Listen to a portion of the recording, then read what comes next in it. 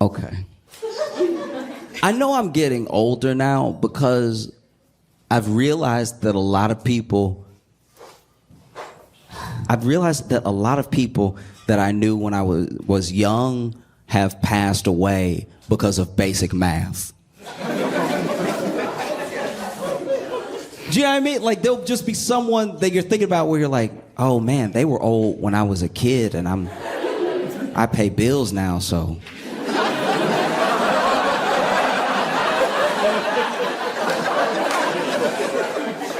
Oh yeah, oof.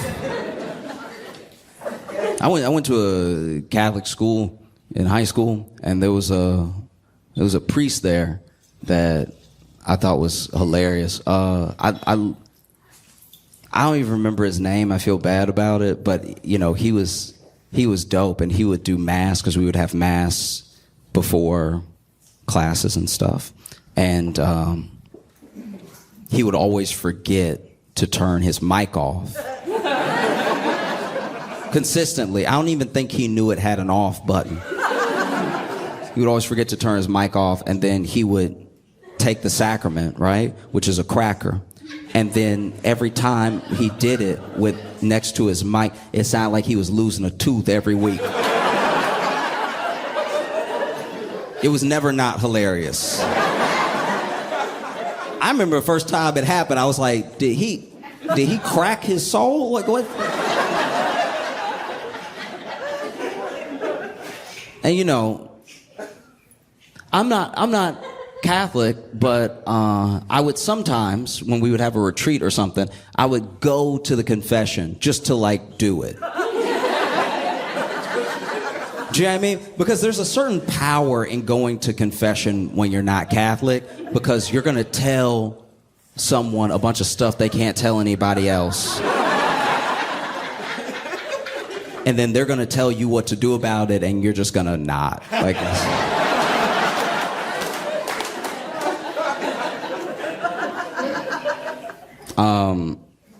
so I went to confession, and it wasn't as much of a confession because I think he knew I wasn't Catholic, so it was more of a conversation, right? And in the conversation, he said something that stuck with me ever since, where he was like, I don't know. This is him. I don't know if there's a God. But I've read the Bible, and I feel like, God or not, that this is the best way to live my life. I feel like I'm happier, I'm kinder to people. I feel better with this thing than without it. So that's just me, right? And I never heard someone, especially someone like in a church, like of the church, speak so candidly about their beliefs, right? I'd ask people my entire life straight up, hard questions. And sometimes they'd be like, well, you know, God has a plan. But when somebody hits you with, I don't know either, it really stops both of you.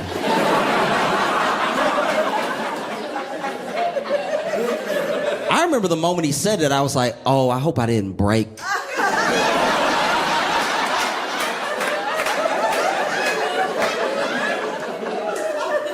I hope I didn't break a priest. You gotta go to hell if you break a priest. But he was like, no, I don't know.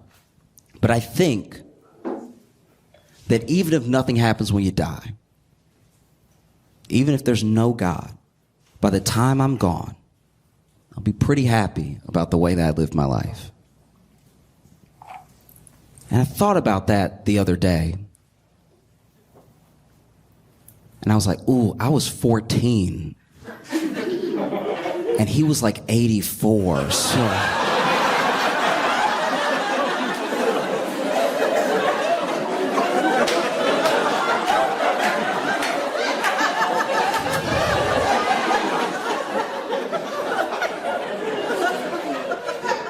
I definitely missed a funeral. Okay. I don't drive because I'm a terrible driver. Like, I failed my driving test, and I'm out of practice since then.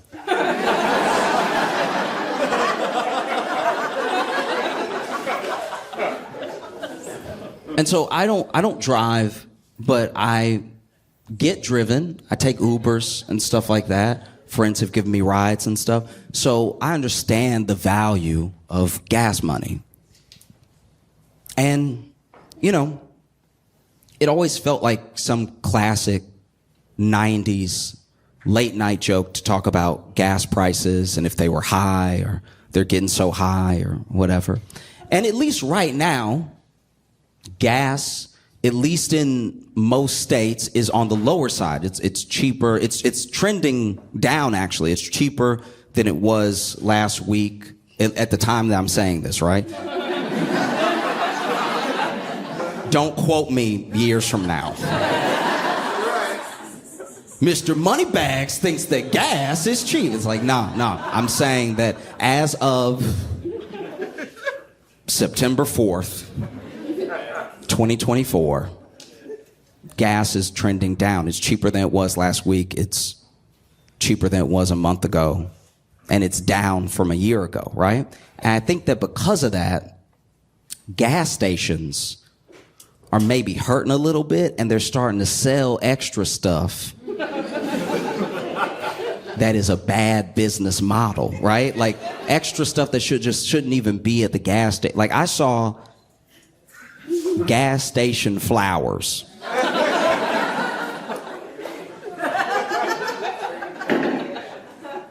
Fellas, if you ever mess up and you're thinking about what you did and you're on your way home and you're feeling apologetic, but you don't want, you messed up too bad to just text. You can't just be like, I'm sorry, LOL. It's not gonna work. You're like, I gotta make this right? And so you're getting your apology ready in your head, and then, you know, you see that the tank's pretty close to E. You're like, let me be responsible, fill up the family car, right? And then you get to the gas station, you fill up the car, and then you see inside that there are flowers, real flowers, at the gas station. If you walk in and you buy those flowers and you bring them home, she will leave you, all right?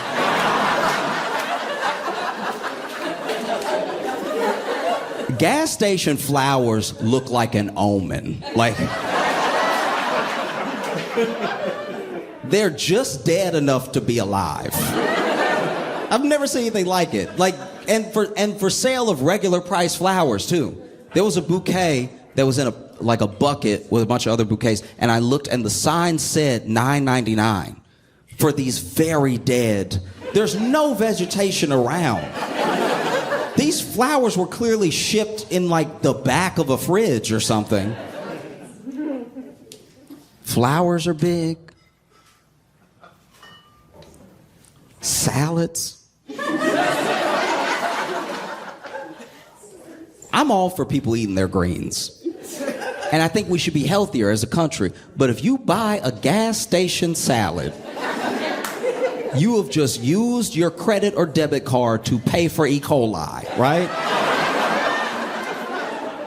E.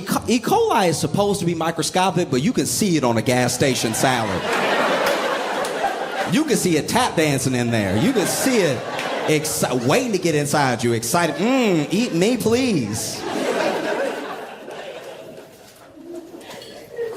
I was at a gas station in Kentucky and saw, for sale apparently, a loose pickle.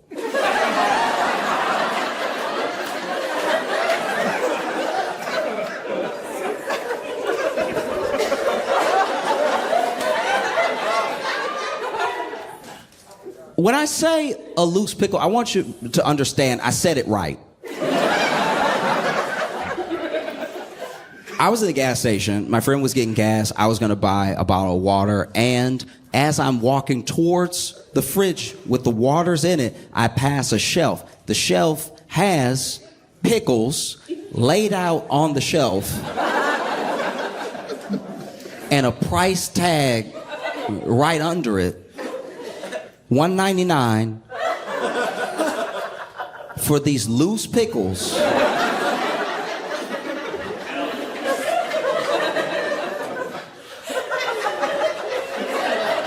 $1.99 for these loose pickles. They're just on a very dusty shelf.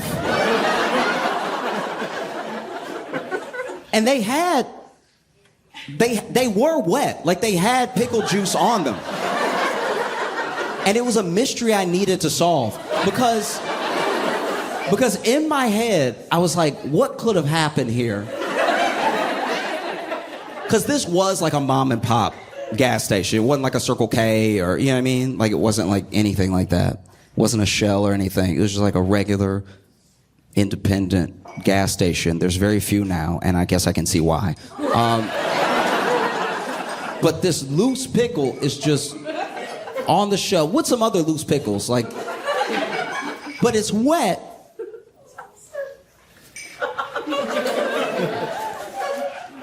And in my head, I was like, this is like either a miracle or the worst business idea I've ever seen in my entire life. Can you imagine someone pitching, look, pickles taste like pickle, all right? Just throw them out there. Don't put them in a jar. Don't let them soak in pickle juice. They're gonna taste like pickle no matter what you do, all right? Sure, there's a little dust. That dust is character, okay?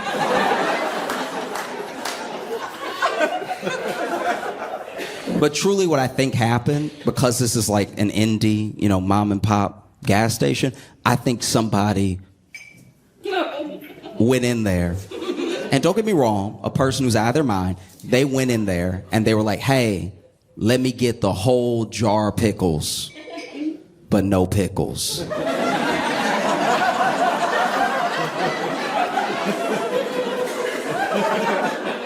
I just want the juice and the jar. And then this mom and pop gas station owner said, rightfully so, excuse me?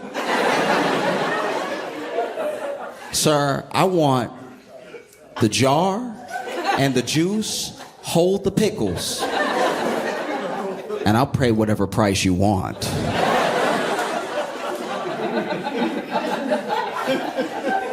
And so then this very old man was like, okay.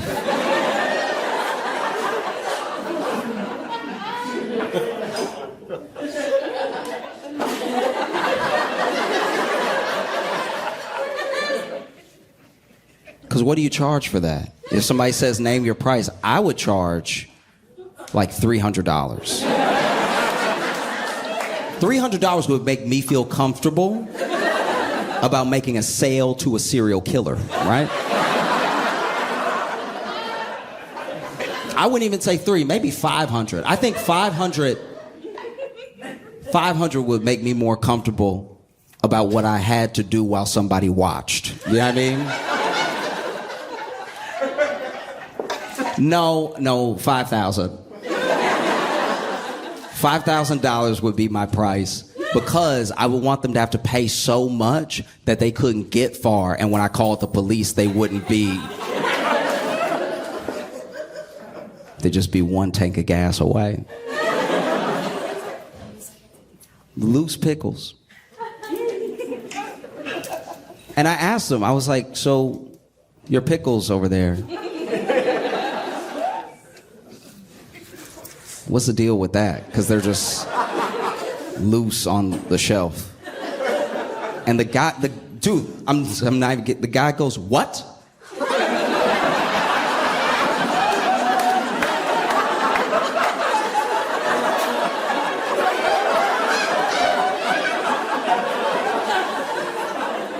I was like, your pickles are loose on the shelf. Because now I'm getting nervous.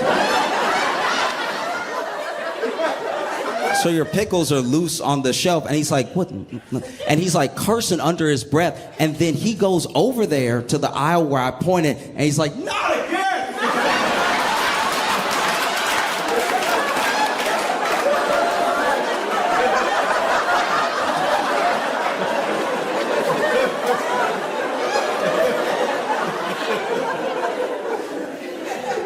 Again.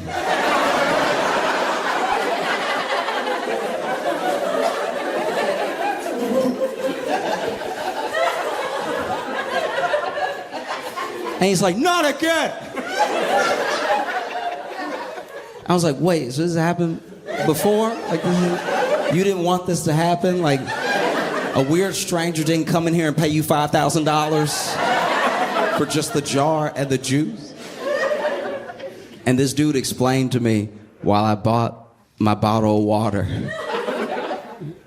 that a resident weirdo comes in every couple of months and slyly takes all the pickles out of the jar and runs out with the jar and the juice.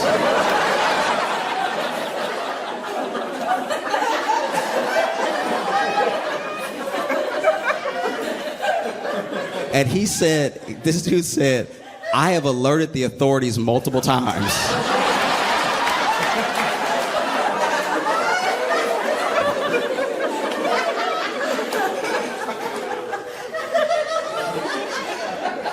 But they say there's nothing that they can do. Because he's stealing, but it's not like a priced amount. And I was like, may I offer a suggestion? Pickles, $1.99 each. Jar, $5,000.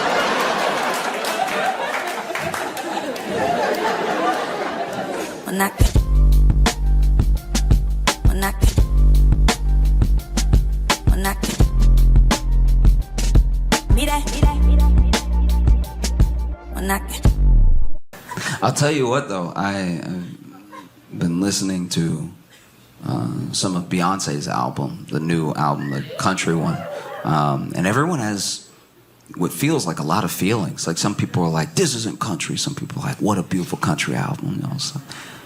And some people are just interested in it because they feel like someone as big as Beyonce making a country album brings people back to at least some semblance of the history of, like, black origins within country music, right? Because and I don't expect everyone to know. I didn't know. My friend was telling me all of this stuff. I didn't just know this offhand. My friend was telling me that a lot of the instruments that come from early country, because like a lot of country comes from bluegrass, and so some of those bluegrass instruments were instruments that slaves made, right? Because they already had origins in West Africa. Things like the banjo, which were initially made with like gourds, stuff like that, like things that would later become the banjo, things that would become the fiddle, things that would become the tambourine, that were infused in this bluegrass that became this country music.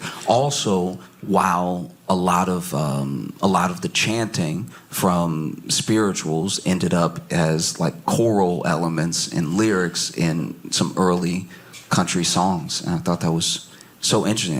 It's like weirdly buried because everything has to be such a binary for us. This is either black music or white music or anything, and I think people's contributions sometimes get diminished because of that. And then some people were talking about how it's important for Beyonce to make a country album because it is an overshadowing experience of a black person doing country that opens door for more black people who were already doing country, right? And that there's been some resistance to that, which a part of me does kind of get. Like, if you're in country and you see Beyonce coming, wouldn't you be like, we have to stop this?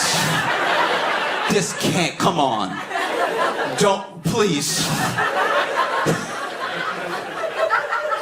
Yeah, I mean, something seems like super, super white, and then a black person comes, and they're like very talented in it, you know? You let Tiger play a little bit of golf. And not only did he win all the titles, he banged all of your women. Tiger alone, and then you see Beyonce coming, you're like, can I have nothing? So yeah, that's where the resistance is coming from. you know. But that's why I find so fascinating about the origins of a lot of music in America. So much of that music comes originally in some aspect from slavery, whether it's like blues, country, you know, there are rock elements, there are jazz elements. It's amazing that this horrific thing, this really horrible thing, what the people that it happened to turned it into is some of the most beautiful things that we have. I think that's incredible. I really do. I actually think about it a lot, because I don't think that everyone would be able to do that. Like, what if the roles were reversed?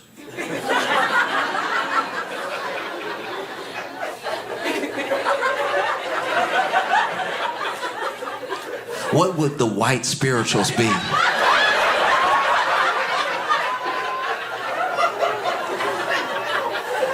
Because we can't take this lightly. We cannot take this lightly. I know I've used the word already in the set, but slavery was an abomination of humanity. No person should ever be able to treat another person this way. And out of all of these horrors came some of the most beautiful things that we've ever heard. Even if just down connecting the lines, connecting the dots to a person that's alive now. They have this music because this thing happened and someone made something beautiful out of it. But what if it was reversed? What if there were whites in the fields tilling the earth under the hot sun, which is not kind to white backs. And as they are tilling this earth, they're trying to find something in all of this devastating trauma to exhale their hurt in as beautiful way as possible, to build community among themselves. And they're tilling the earth as hard as they can, right? And then in the distance you hear, just a small town girl.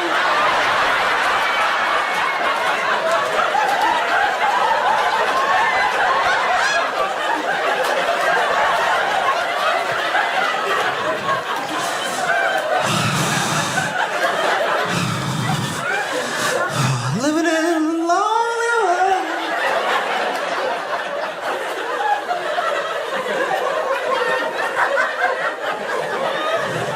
She took the midnight train.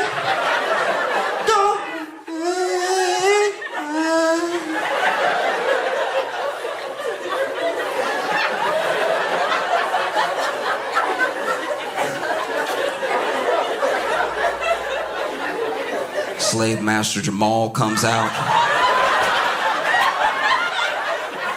What's that bullshit I hear?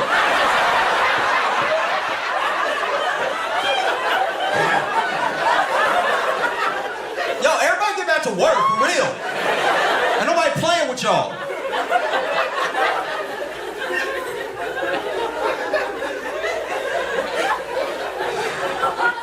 I think that one very, very important thing that we have to do as people, like as a country, to move forward is I think we have to genuinely decide who needs to be in jail.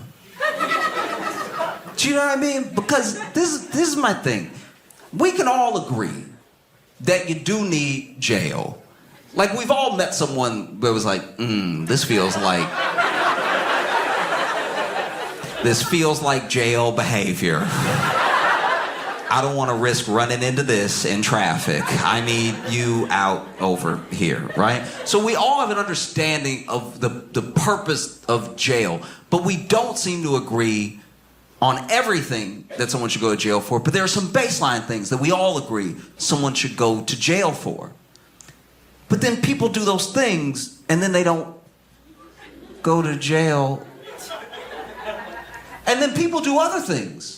Things that we say are very bad. Things that we say you should go to jail for. And then they go to jail. And then we do change the law while they're in jail. Like, I think about everybody who, was in jail for weed possession in states where weed is currently legal. They went to jail, and I understand that they broke the law, but they went to jail, and then we decided, as people, because it's something that had to be voted on, that, no, this thing shouldn't be illegal. And then they're sitting in jail like, so...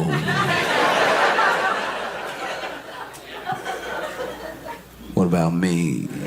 Oh, no? Okay, I'll stay. Wow. Like, I had a friend who went to jail for, like, weed possession, right? And he did have a lot. He had quite a bit on him. He had, I'll call it an entrepreneurial amount.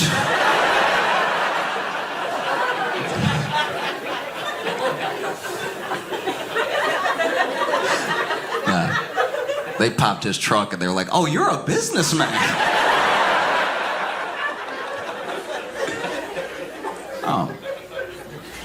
And he went to jail and you know, he said one of the craziest experiences was that when he got out and his friend came pick him up and they were driving away from the jail, one of the closest things built near the jail was a dispensary. And so he's like, maybe they're hiring. You know? Because we all know people, in theory, who should be in jail and aren't. You know what I mean? We've all worked with somebody who we know is crazy. Somebody who is like, if anybody gonna shoot up the job, it's gonna be him. And we all know, people in different departments are like, have you met him? Stay away. Don't make eye contact. He crazy, right? Then you go home, you watching Hulu documentaries about true crime and stuff, and then you watching a documentary like, that's everything Kevin do. I guess we just have to wait for him to do something jail-worthy, but all the general habits he does have. You know? I had my own experience. I was at a diner, and I was eating, truly minding my own business, and then there was this guy sitting across from me, and the guy sitting across from me got his meal, and he had soup, and I want to be clear, he had a spoon. That's very important. Everything I say next is unnecessary because he had soup and he had a spoon, all right? Everything required, soup and a spoon, he had it. God gave him everything he needed in this situation, a soup and a spoon to go with the soup, and rather than using the spoon like any normal, maybe tax-paying citizen, this man grabbed 2 forks, shoved them together, dipped them in the soup, lifted it up slightly, and was slurping it while maintaining eye contact with me. And as he did, I was like, lock his ass up. If he doing this, he doing something else. It was crazy as hell.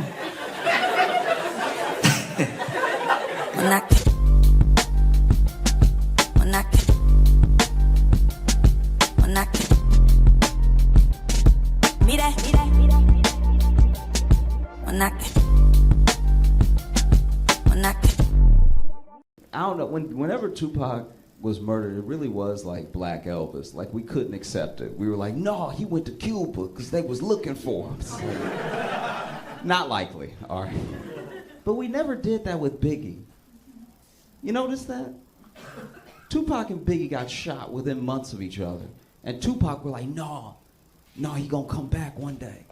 And Biggie, we were like, yeah, that checks out. That's wild. I can't help but think it's because Biggie was heavy.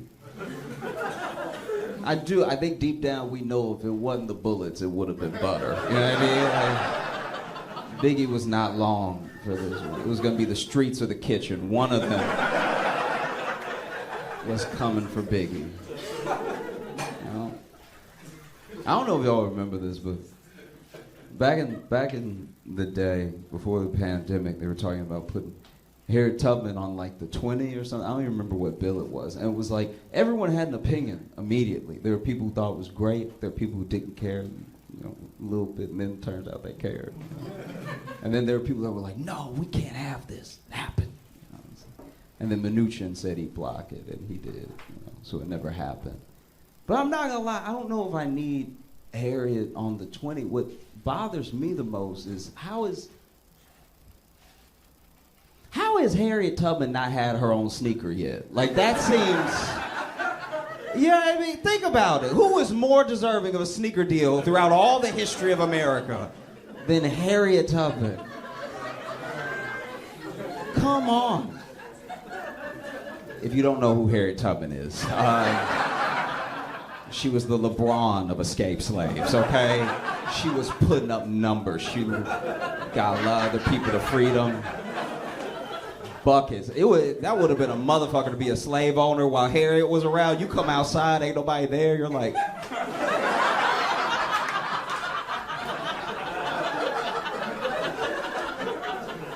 The commercial writes itself. It does. I just beat the Golden State Warriors in my new Adidas Maxes. And it's like, oh, I ran to freedom. How about that? How do you beat that shoe? You don't. I do wonder, and this is a genuine question. I'm being sincere. This isn't like, I'm not going to make fun of you or anything. Does anyone here believe in aliens? Okay, so this is my thing. I believed in aliens so hard when I was little. Like, when I was a little kid, I was like, it's just us in the whole universe? Come on, really? Just us? A whole universe? That seems wild, right? And then as I get older, it's becoming harder for me to believe in aliens. Because, especially after everything up until 2023, it's hard to believe in aliens because Trump didn't mention it while he was president. Like, that man told every secret. Anything they told him, he told us in an hour. Like, they would be in the room with this man and be like, you're not gonna tell anybody, right? And he's like, no. And then he leaves and he's like, folks? Like, that was... He could not keep a secret at all. He had the leakiest White House of all time. And he never mentioned aliens, so now I'm like, maybe not. No. I don't know what to tell you. It's a tough one. For the people who believe in aliens, once again, I'm being sincere, I wonder if aliens haven't made broad daylight obvious contact with us because they think we're boring or because they've seen how we treat each other. Do you know what I mean? Like, if I was an alien above Earth looking down all this time, I'd be like, oof. They don't even like when you have different skin.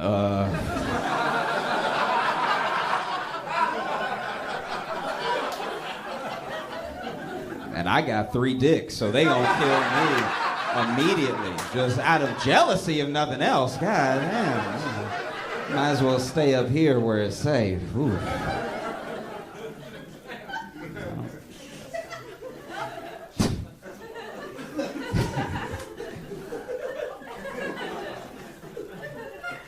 I feel this is a weird thing.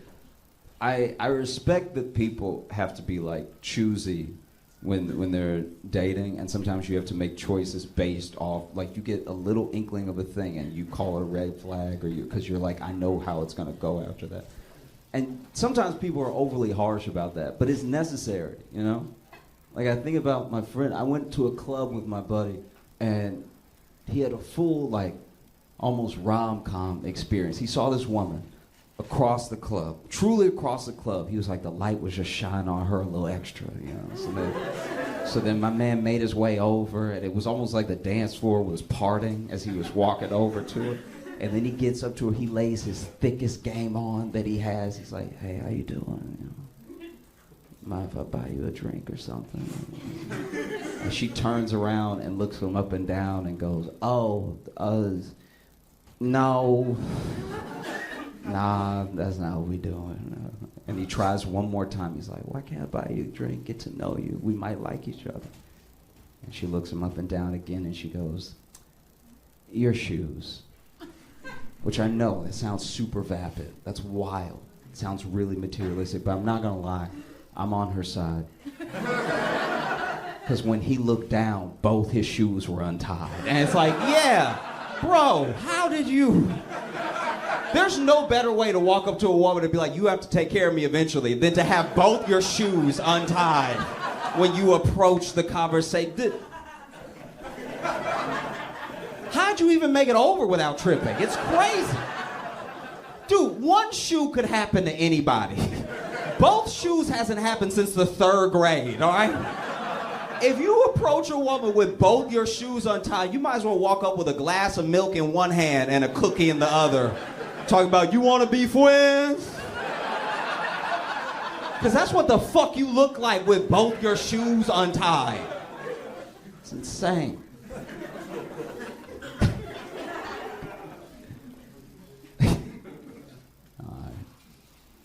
I was watching a movie this week.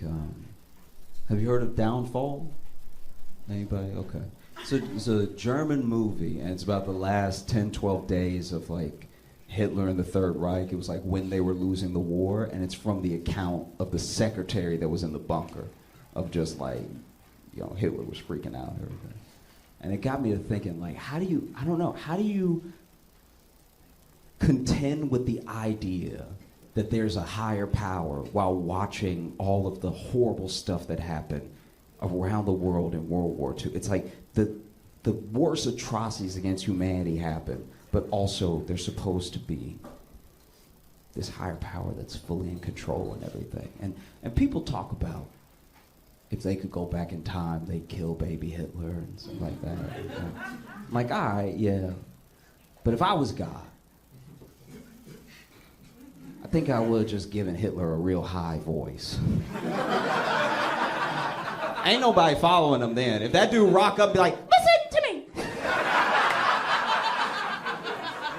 There's something happening in the fatherland that must be stopped. I don't even think you let that dude work fast food. You'd be like, nah, that voice too annoying. He's like, listen to me about the Jews. It's like, no, we caught you. I'll be vulnerable for a second. I thought I had it all figured out, you know. I was sexting.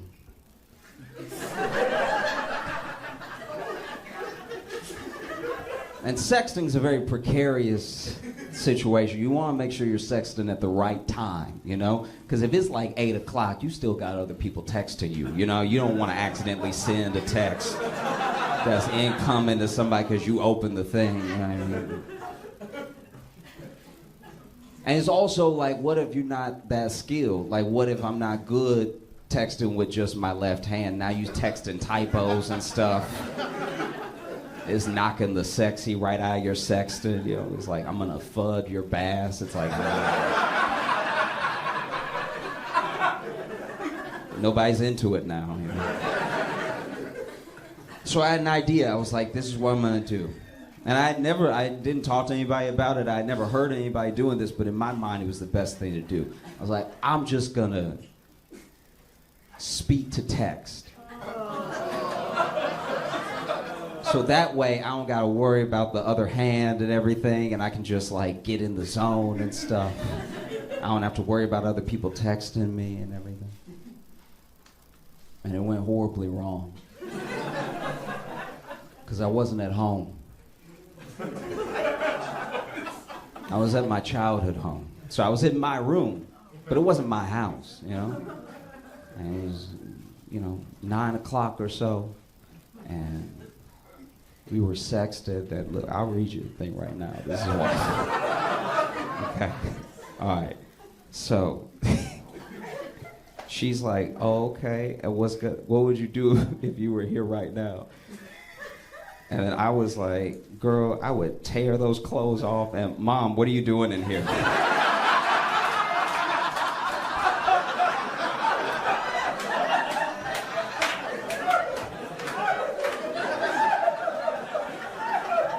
Mom, I had the door closed. You can't just open the door. I was just coming to see if you wanted dinner.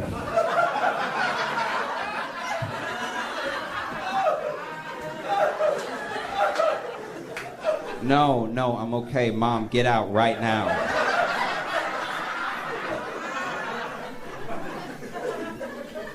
Boy, how you gonna tell me to get out somewhere in my house?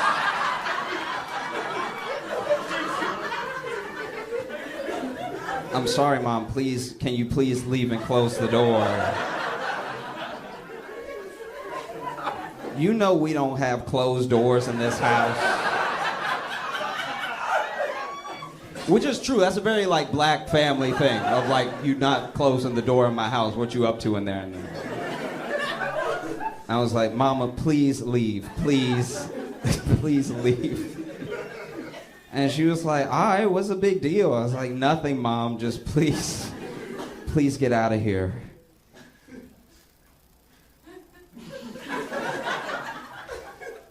So anyway, girl, I would say... All right, thank y'all so much. Y'all have a great night.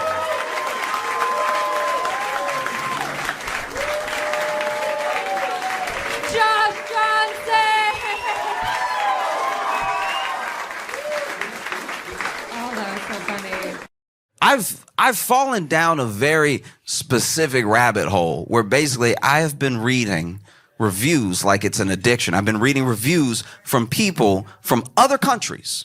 Okay, so they don't live in the U.S., but they come here from all over the world. And I have been reading their reviews of having Doritos for the first time.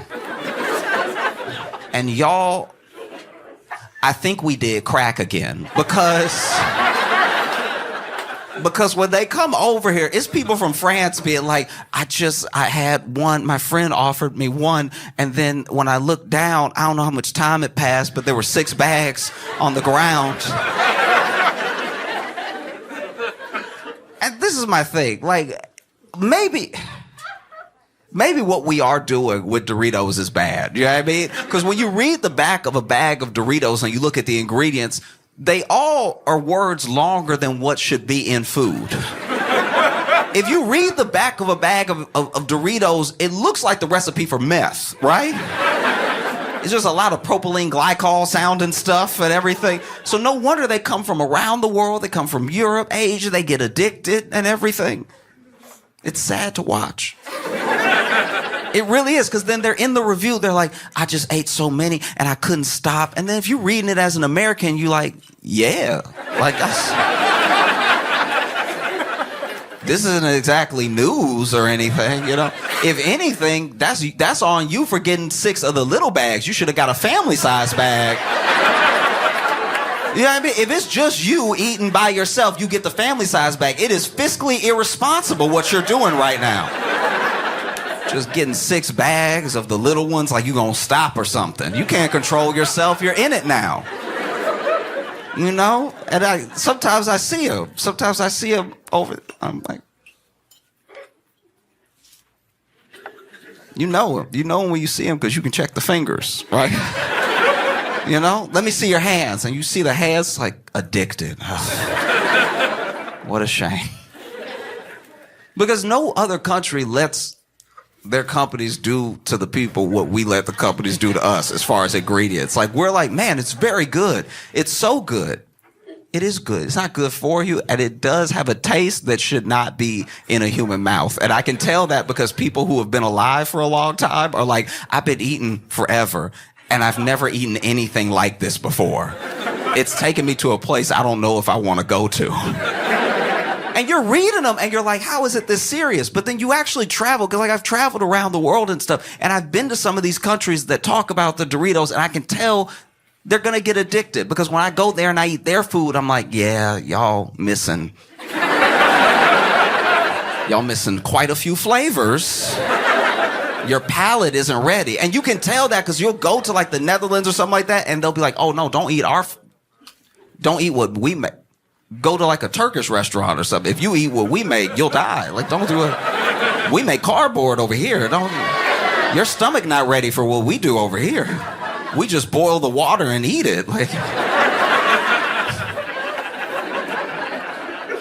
You know, but I was reading, there was one dude from Poland who was like, I don't know what to do with myself. He said, I'm reading it, I don't know what to do with myself. I've had every flavor multiple times. A friend gave me some at a party. They always started like that too. Like a friend gave me some while I was at a party. They started with that peer pressure type stuff. And that's how you can tell it's drugs for them. They're like, my friend introduced me to Doritos.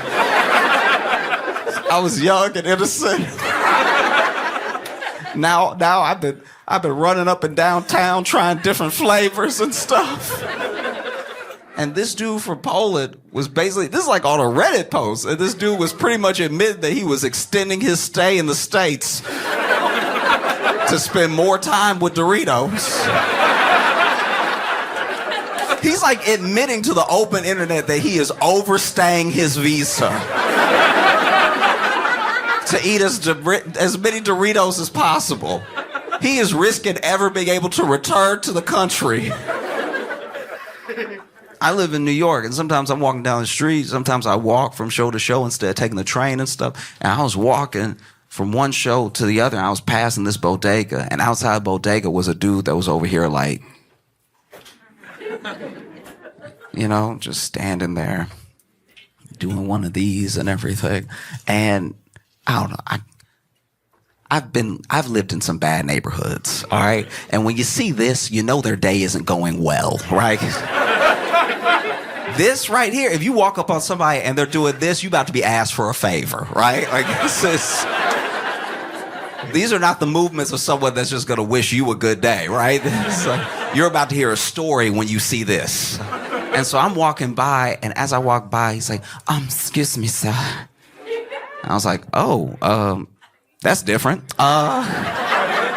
What's up? How you doing? He's like, I was just wondering if you could spare a dollar or two so I could get something to eat in there. And then I had a $5 bill in my pocket, so I handed it to him. He's like, oh, thank you so much. And to get some Doritos. It's like,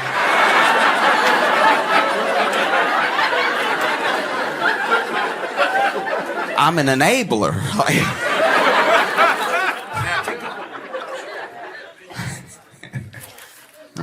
I've been very excited to come to Dallas and spend time with you, make you laugh and everything. I love coming here because I grew up in Louisiana, and so we would come to Dallas a lot.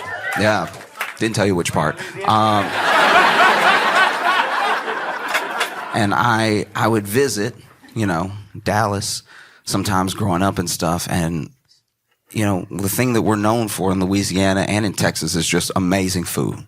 Right? Things that will change your life, things that you won't forget, amazing meals of every type, you know? Like, we're known in Louisiana for a lot of the Creole stuff, jambalaya and, you know, gumbo, everything like that. And then in Texas, it's a lot of the barbecue, a lot of good meats and everything. And then you see people in other parts of the country that will start a whole restaurant pretending to do what y'all do here, right? Like pretending to be the same. You know, and then you'll go there. You might even walk into a, you know, real Texas barbecue restaurant in Pennsylvania.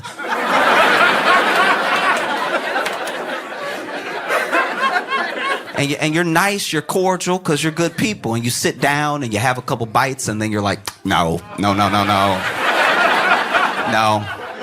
That was good. You tricked me. You got me to come in. That's good.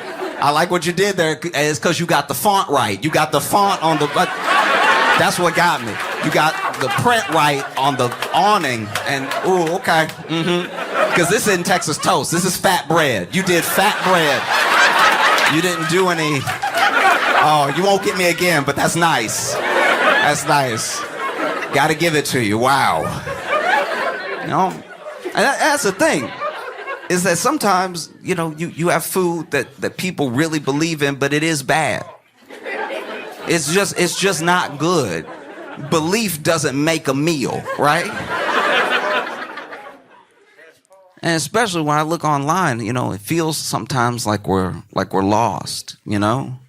And I can tell that we're lost just because of what I see happening nonstop. Also online, because you have a forum, because people can comment, I see people say some of the most beautiful things and some of the most hateful things to each other that we know people wouldn't have the courage to say in person, right? Sometimes you're in person and maybe you want to tell someone how great you think they are, but you're worried about being embarrassed, so you keep it in or you just give them a thumbs up, whatever the thing is, right? But online, if you're never going to meet this person, you can really let them have it one way or the other, good or bad, right?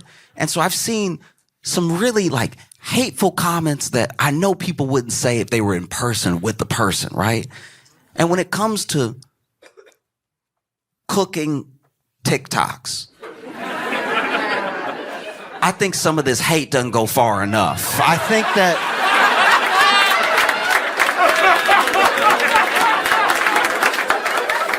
it's important to really let the people know. You know what I mean? Because you watching whole nasty recipes be made and then people just commenting the vomit emoji. It's like, no. We need to get into their personality. We need to get into their upbringing. We need to get into why they thought this was a good idea. Because they love to do it. They love to make nasty food and then film themselves, no shame, film themselves making the nasty food that should be illegal. The police should be kicking the door open as we speak.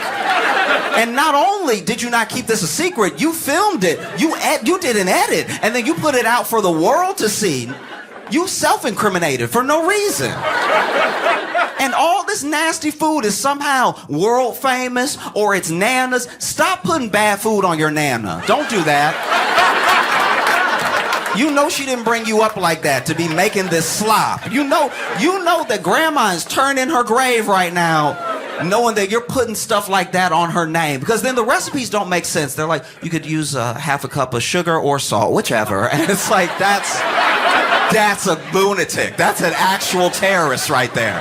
That's wild that you're just telling people that. Why do you believe that? It's upsetting because then, back in the day, you know, this is what I'm told by my mom. This is what I was told by my grandma. You know, back in the day, if you had a recipe that was nasty, you couldn't just broadcast it to the world like that, the way the open internet has allowed us to. You had to poison people one at a time. You had to invite them over to your home. You had to say, come on, no, let me cook for you. And then you had to sit them down. And then they had to smell what was happening and decide to stay. It was a lot that went into feeding bad food to people back in the day. And then maybe if you got famous enough, you could have a cookbook. And then one of the cookbooks, maybe you falling off and nobody knows yet because they didn't make it themselves. But now you see people, and the videos look good. Ingredients popping up on the screen, and then they pop off, and then they're chopped. And it's like, it's a beautiful thing to watch. But then you see them take a bite of it, and you can tell it's nasty because they only take one bite, and then the video ends. They don't serve it to anybody.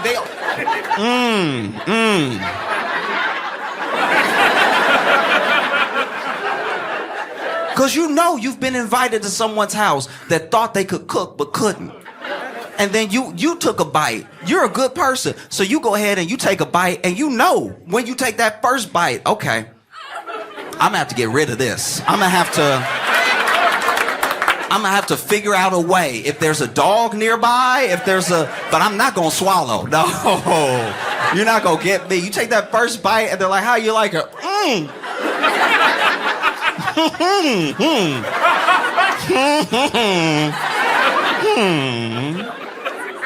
Oh, you can tell you made something nasty if somebody take a bite and then can I be excused real quick? Where's your bathroom at? They just in that bathroom sweating, just like, what am I gonna do? It's a full plate. Oh, it's really horrible what people have done to each other. You know what I mean? It's just with a straight face, too.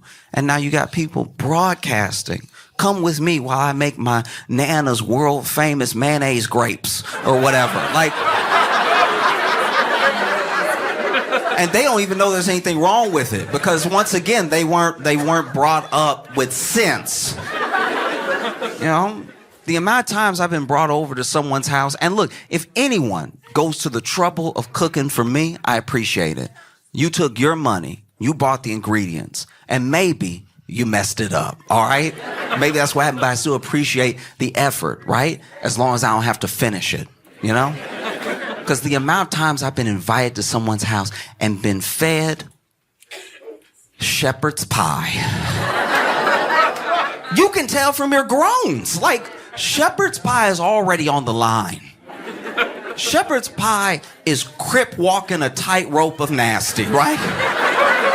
One false step and shepherd's pie has fallen into slop, all right? You can't just do whatever you want with shepherd's pie and make it delicious. That's not how the world works. And I have been fed shepherd's pies that make you go, maybe I don't know how to eat. Maybe I'm the one. You know what I mean? Because I'll bite into a shepherd's pie and they'd be like, what just cut my mouth? Because that's what I hate. If you invite me over, at least know you cook what you cooked. Know you can do the thing that you said you... Don't invite me over and then be like, you know, I just went ahead and threw out the cookbook on this one and just went with the flow. Not with my mouth. The amount of shepherd's pies I've had where I've been like, all right, how good of a friend are they? One time I got invited to a friend's house and he made shepherd's pie and he put he plated us, right? Gave us the bowls of shepherd's pie or whatever and then fed the dog at the same time. And the bowls looked the same, right? And so I was like, what did you do for this to look like this? There's shepherd's pie and then look, I'm gonna lose some of you, but we have to talk about it, all right? I've been invited to friends' houses before where they have served, I won't even say served, they subjected me to their version of pot pie. Pot pie is unacceptable, all right? Pot pie is absolutely insane. First of all, I knew I didn't have money growing up when my mom would take us to Walmart and we would go to the frozen section and she would grab that banquet pot pie, right? That red box of pot pie. In the only condition where a pot pie looks good is that picture. When they pull it out the oven and they do the slit and the steam coming up. And you don't even see, you see the steam and you see the crust of the pie. You don't see the slop that's happening below. You don't see the insanity that's having that hot sludge with peas and carrots and supposedly chicken. You're not seeing any of that. That's not chicken. I know chicken. Me and chickens are tight, right? I know chickens back and forth, left and right, and that is not chicken, okay? That's not chicken at all. I don't know what it is exactly, but it doesn't have the consistency. That's not chicken at all. Sitting there with a pot pie is disgusting, okay? I remember the first time my mama fed me a pot pie. Went, got it, put it in the oven, was telling me about it. Oh, you know, I think you'll like it, everything. And then, you know, she pulls it out of the oven. I remember my first bite of pot pie. I looked at my mama and said, Mama, I'm gonna work so we don't have to live like this. Like this, Mama, I'm gonna change our lives, okay? It won't be like this forever, all right? Because I know you're doing your best. Pot pie, the hot sludge that is under the crust of pot pie. And then I had a friend try to argue with me about pot pie. He was like, no, the crust is the best part. Ooh, okay. Wait, if you think crust is the best part of the pot pie, ooh, I got good news for you. If you love the crust of a pot pie, I got a good word for you today. There's something called bread, all right? Oh, if you love the crust of a pot pie, wait until you meet bread. Bread, when bread comes into your life, ooh, it's gonna change. If you love the crust of a pot pie so much you're willing to endure a pot pie, then get ready to meet toast. Oh. You can have dry, crusty, delicious bread that has nothing to do with purple Greek sludge, whatever. Because that's the other thing. It's people's version of pot pie. So I've had pot pies that were just like the standard peas and carrots and chicken or a little bit of beef or whatever. But I've also had ones where they were like, oh, I threw a little goat's cheese in there. I did. This is not up to interpretation. This thing is nasty through and through. Pot pie.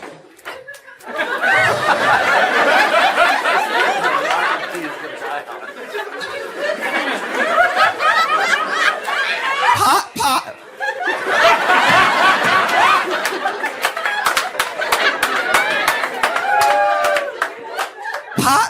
pie is white slave food, all right?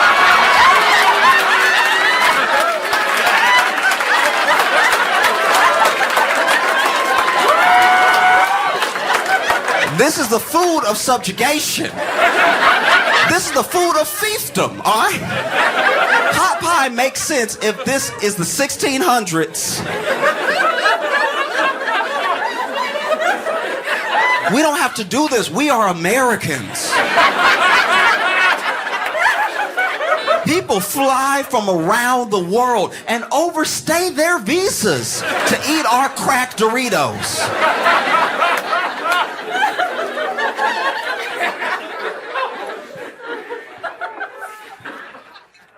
I've been watching so much news, which is depressing. You know what I mean? It's like they don't tell you about the good stuff.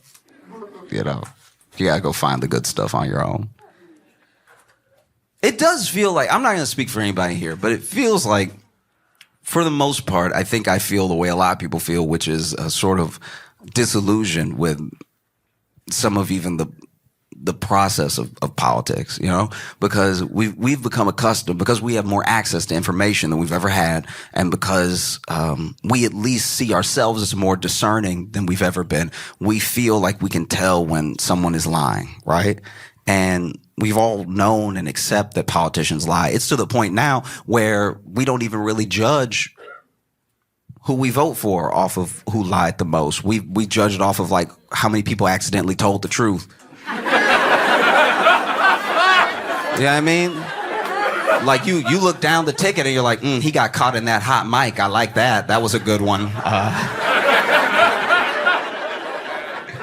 You know? And I get it. It sucks not just to be lied to, but to, when you're lied to, you know, and when you figure it out, you see the manipulation that was at play. And if someone's trying to manipulate you, they don't respect you. They don't care about you. You know what I mean? Even when they say they're doing it for your own good, it's like some of the things, let me decide, right? So we don't like when our politicians lie to us, but I don't know if we really want them to tell the truth either. Imagine a local politician, or maybe your country's representative coming to you and just being like, no, it's bad. I don't think we can recover. This is beyond repair. Doesn't feel great because that sounds very true. I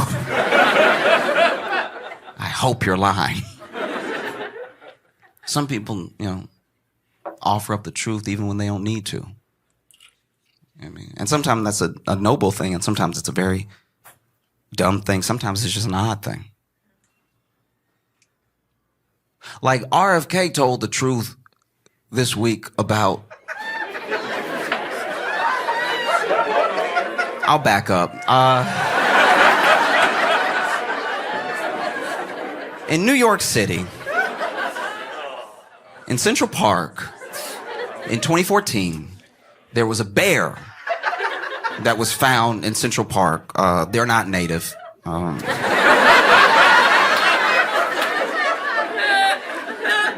There was a bear that was found in Central Park next to a bicycle, right? And no one understood what happened. The police looked into it. The police couldn't figure it out. The internet sleuths couldn't put anything together. It was a genuine mystery, a decades-long mystery, up until this week, when RFK Jr., for no reason, told the world, y'all, that was me. That was, I did do that one. So, RFK, as he tells the story, apparently him and his friends were going falconing. I don't know what falconing is. All I know is you took the word falcon and you made it a verb, right? I don't know if falconing means you hunt falcons, or that you use falcons to hunt, or you just talk to falcons. I don't know what y'all doing out there, but you put ing behind it, so I know it involves the falcons, right? And RFK Jr. was on his way to go falconing, and he's on his way, and then he stops in the road because the person in front of him stopped because the woman in the car in front of him had hit a bear and killed it. right? And so RFK gets out and sees that she's killed this bear, and he's like, I'll take it. Which is interesting, right? That's probably one of the last things I would have guessed you'd say when you see a dead bear. And so he takes it, he puts it in his car, and then he goes falconing with his friends, and they're having a good time. I know we're talking about RFK, but for a split second, I want to focus on the woman that was driving, right? Because there are a few shocks that she had to get over within her day. One, you're driving. You're just a woman in the world living your life, and you're driving, and then something runs out on the road in front of you, and you hit it, right? And that is a car accident. Like, we can't forget, this person was in a car accident. Like, I hope she didn't have any injuries or anything. And just a near miss alone can be shocking. It can rattle you for like days or a long time. Depends on what happened. And so she hits this thing and has to get over the initial shock of almost being in what could have been a very bad car accident. And then she gets out and she's like, what did I hit? Was it a deer or something? It wasn't a deer. It was a bear, which is specific. I don't know anyone else it's happened to. And so you get out of the car and you're standing over this bear that you've just hit. And you're also, wow, I was almost in an accident, so I'm shocked. My heart is racing. It's sad. I've just killed this animal. And then RFK Jr.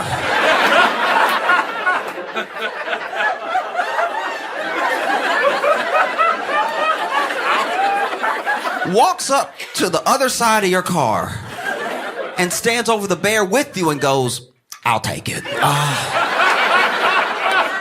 Like you were selling it at a yard sale.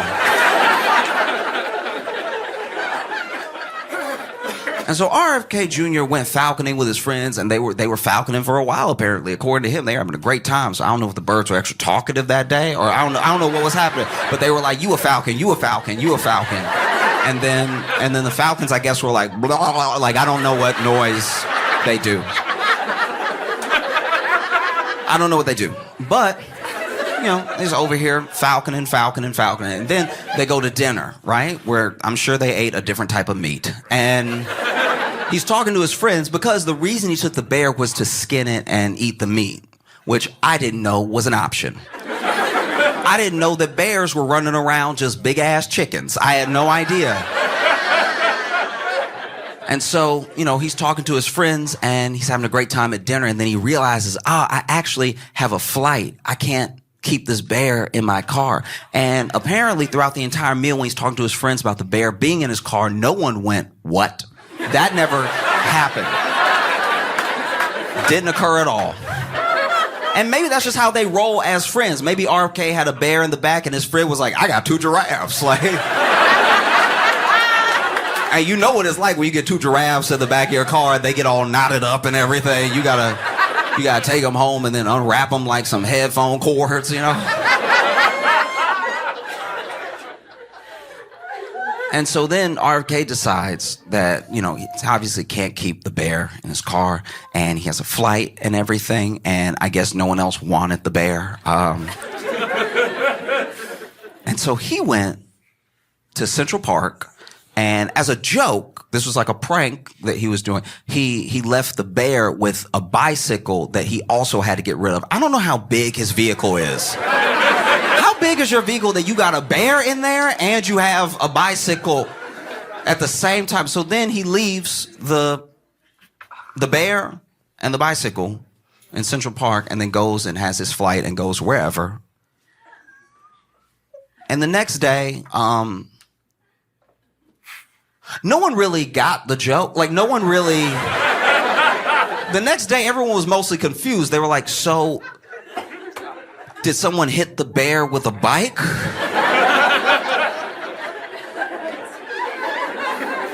Or was the bear riding a bike and then decided to die? Like, was the bear on a bike and then was like, this ain't for me? You know what I mean? And so no one knew, no one put it together, no one solved the mystery until now because RFK Jr. came clean. Because he was the only one that knew. The other reason that no one solved it until now is that the woman who let's go back to her for just a quick second. I think the woman that hit the bear and then gave it to RFK or let him take it and then went about her life, you know, she also didn't come forward, because I think the next day when she turned on the news and saw the bear in Central...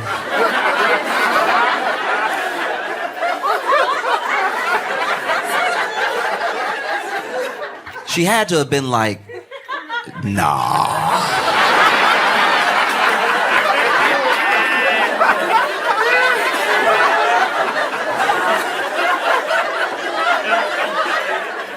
There's no way. I like to think that from her perspective, she hits the bear, RFK takes it, she goes about her life, but then the next day she thinks that RFK thought that he needed to make it look like an accident. Like,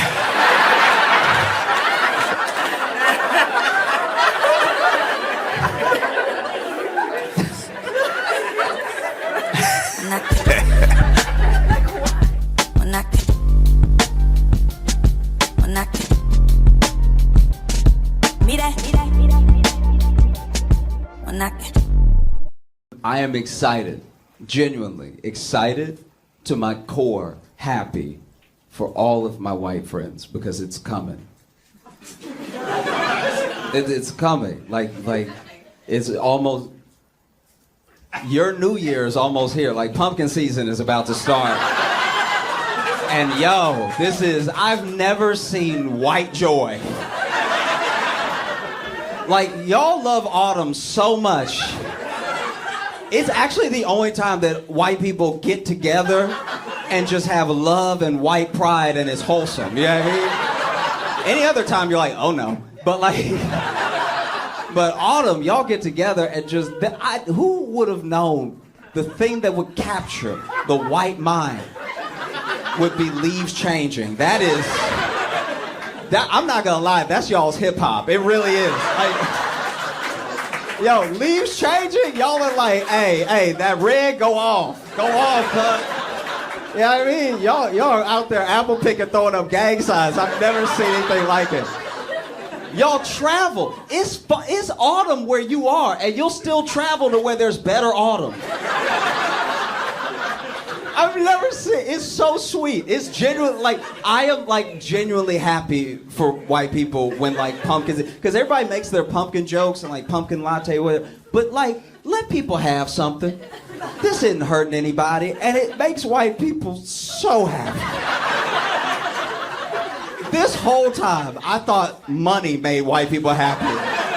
And no, it is something about Halloween that like,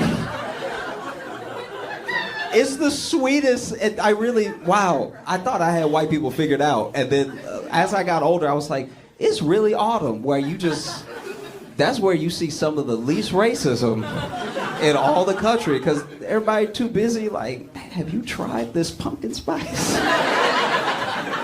My man, yeah, get him.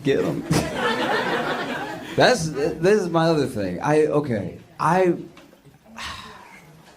We don't give visionaries enough credit. We think we do, because I had a conversation with a friend.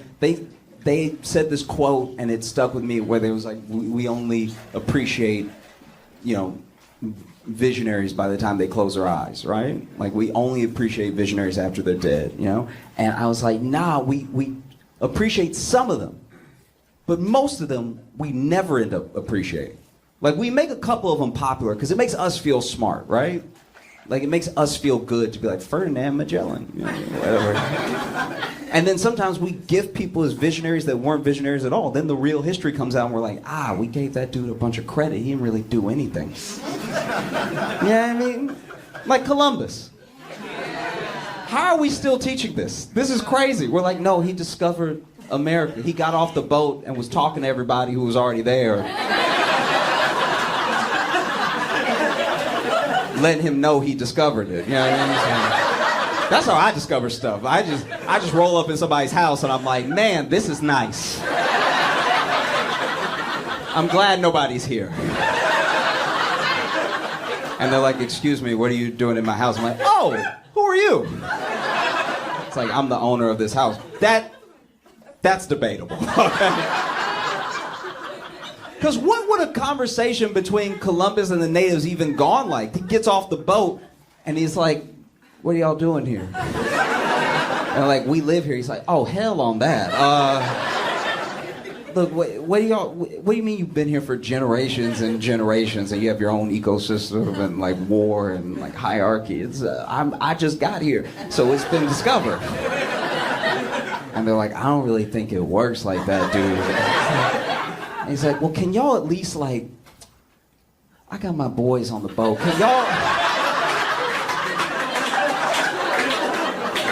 Can y'all at least just go in the woods? So when they get off the boat, it look like nobody here. Like they honestly came so far. They'll be really bummed out if they see you. It's gonna ruin everybody's day. Can you please just go in the? And they're like, no, we're not gonna do that. He's like, I get it. I guess we'll just kill everyone. I know the true part is the saddest part. I know. But it makes me wonder. It's like when you look at visionaries, there are people that we hold up as true beacons, right? That maybe they did some stuff, maybe they didn't, you know? Like I think about with math. We talk about Pythagoras, you learn about him in school and it makes us feel smart. Like, oh, Pythagoras with the triangles, and don't I know so much? And it's like, no, let's talk about real math. Who made real math? Who made math? We don't know. Who made real math? Somebody had to sit there and be like, this shit is 2.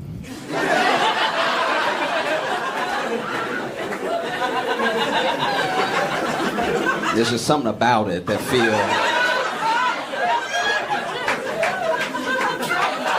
Yeah, I mean, something about it feel 2. You know what I'm saying? Like, you see it and it's like, I don't know, it's not... And then they were probably talking to a person. The person was like, what?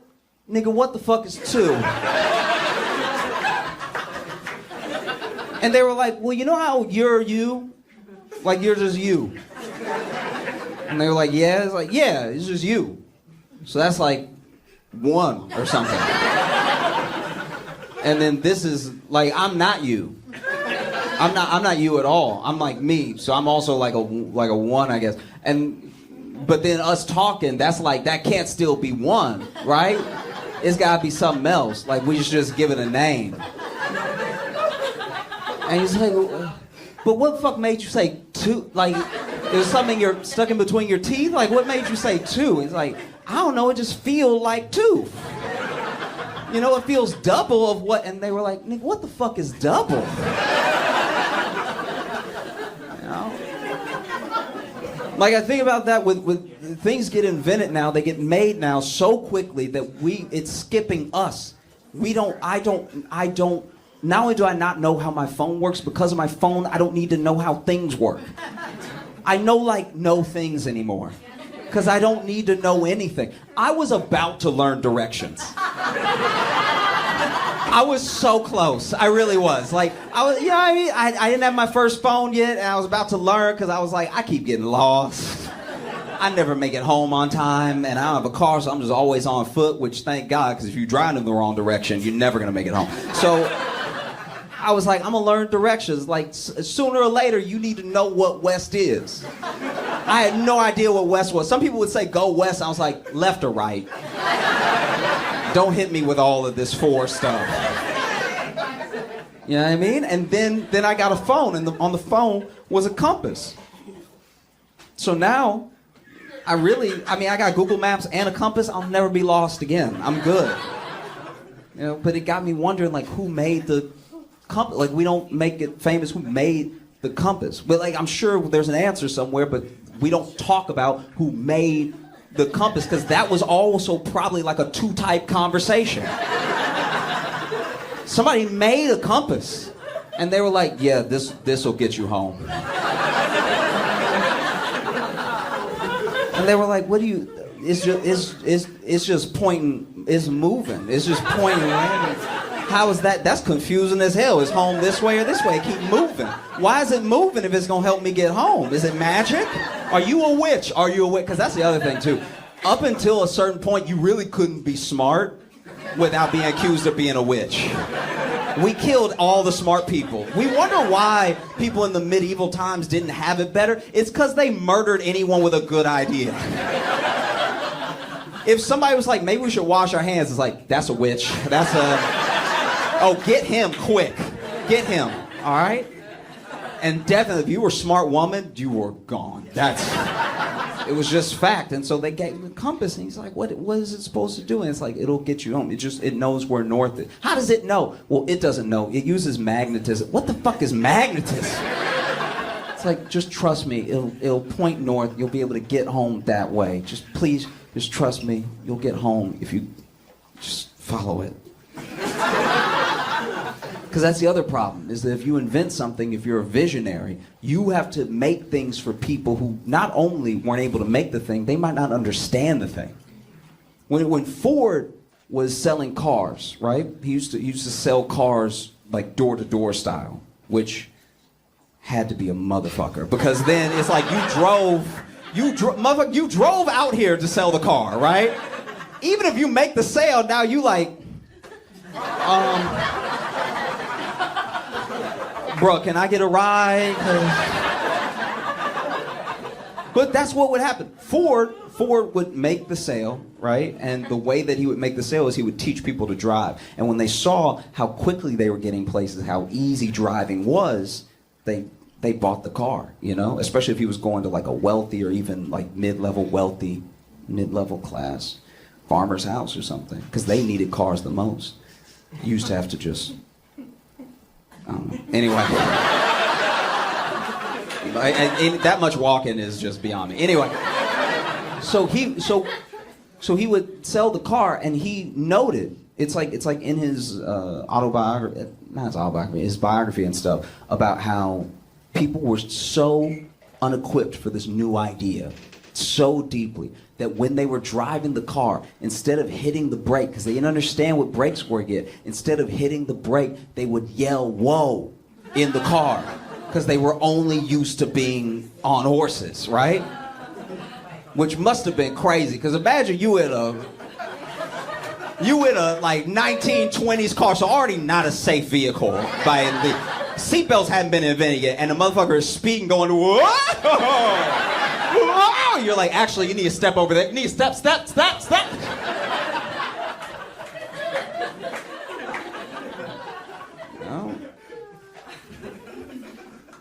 No, I think about it a lot. How do you truly appreciate like a visionary? Usually we just let them cook. We don't kill them anymore. We don't, unless they're trying to promote peace, and then they gotta go. Those. Yeah. Don't be too good of a person. We'll get you. You know what I mean? But that's it. How do I put this? This is completely unrelated now. I'm moving on. So I don't want you to be confused with like, does this still mean something to the other thing? I don't know what I'm gonna do about it, but I think that my face is too friendly. It's really upsetting. Like, you don't understand. Like, I don't even mean to be this way, but I'm like, it's my attitude and it's my face. I just think it's too much. It's like I don't know. Everyone that sees me on the street is like, you want to talk? And it's like, and it's very jarring. It's like, some of you know what I'm talking about. Some of you have, some of y'all look, I can see good smiles in here. Some of y'all have that smile that makes people go, I can be a part of your day.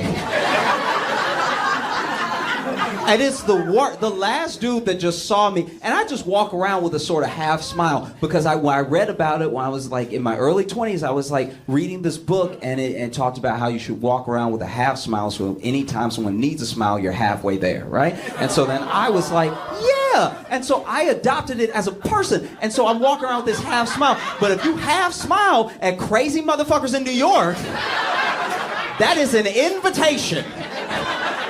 It's not, but it is. They take it as one, even though they should. And so I was just walking, half smile, enjoying my day, enjoying life. And then a dude with just his feet were in buckets. All right?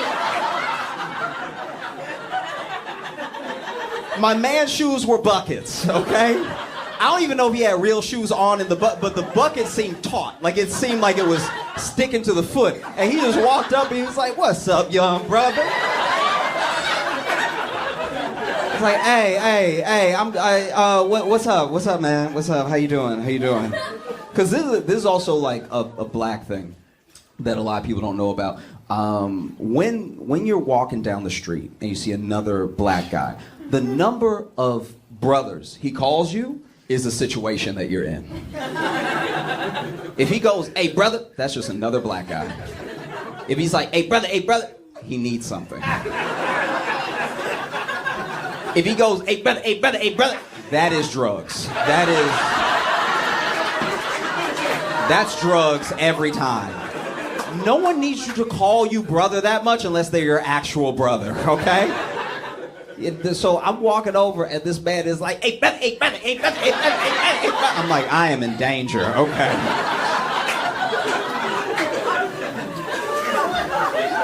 This is a lot, and I don't know if y'all like. I'm being real for a second. I don't know if y'all have ever felt this, but have you ever had somebody try to rob you before? Yeah. Okay. Did you feel it before they did anything? Were you like, oh, okay, he on some bullshit? Like this, you know what I mean? Okay. So this man walks up. He's called me brother 17 times in 6 bucket steps. So he is on one. My man is cooking. He is on one, right? And so he was, and then he walks up, and I can already see from the stance that he got the buckets ready to run in case he needed to run. Like, because he not standing just flat bucket. He got that tip. For those of y'all in the back that can't see, he got his foot like this. So when he need to go, he can go, right? So my man is like this with the bucket. The bucket's like sideways, you know what I mean? And so he's like, do you have the time? And I just looked at him and I was like, yeah, 4:22. And he looked so disappointed. He's like, who just knows the time, right? And I didn't know the time, I made it up. But it seemed like time wasn't really an issue for me. And so then he was like, hey, wow, that was fast, you got a watch? And I was like, no, I just know that it's 4:22. And it's like, oh, did you just look at your phone or something? You got a phone? It's like, why would you ask me if I have a phone, right? So that's when I knew he was going to try to rob me, right? And so then he's like, you got a phone or something? I was like, yeah, I have a phone. I looked at it 2 minutes ago when it was 4:20. So that's how I know it's 4:22 now. And he made this move. And this is the thing, it takes a crazy person or a brave person to try to rob bare hand, right? You barehanded and you bucket-footed. That's not a recipe for success. And so my man he's like this, and he's like, you got a phone or something? I was like, yeah, I have a phone, and looked at it 4:20, you know, everything. And then he's like, give me the phone. And then when he reached and tried to say, give me the phone, he reached for my pockets, right? So he tried to reach for the pocket. I took a step back, and this is when you need shoes. My man started slipping on the bucket. So he's just doing this. He's just like slipping on buckets so hard. And I'm just backing away, but he's skating towards me on buckets. He's like getting closer and closer on buckets. And so then I'm backing up and everything, and he's like, give me the phone.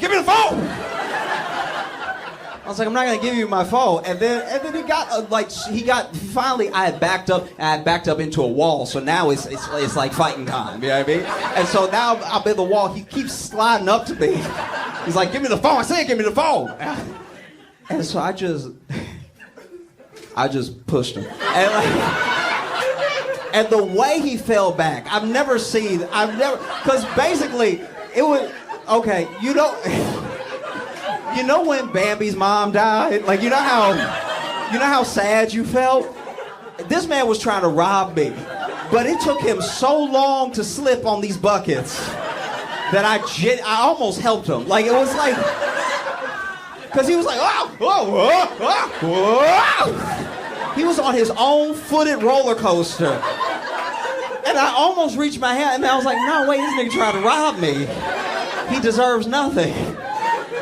And then he fell back, and then I ran, which is crazy. How was he going to catch up to me if it wasn't downhill? You know what I mean? You all were so great. Thank you so much. I'm Josh. So then after that, I go to the arcade, and this is actually where it gets like very sad. So there's a Dave and Buster's in this mall. There's another arcade, I think, with another name that's like Brandish, but I don't remember what it is. And then there was just Jesters. something like, it was like, it honestly, I couldn't tell you because I just kept passing it because I didn't want to go in that one. For some reason, I was just like, I don't think they have good games in there. And then I walk into the arcade that's near the comedy club, and almost everything needs 2 people. Like I even did the basketball one. By myself. Just a sad montage of Josh So- at 2-player arcade machines. This is what ends up happening though. I'm like, I'm essentially like trying to do everything that I can that's solo, but I'm also the only one in the arcade, and there's only one guy working the arcade, so he's just watching me go from game to game playing by myself.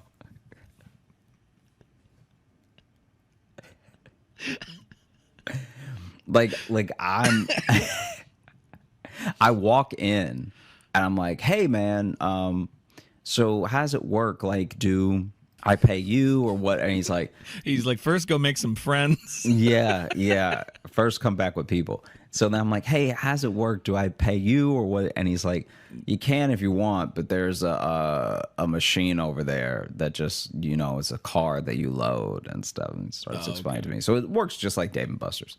Yeah. Anyway, I'm like, I'm playing the basketball one where the rim just keeps like going forward and backwards.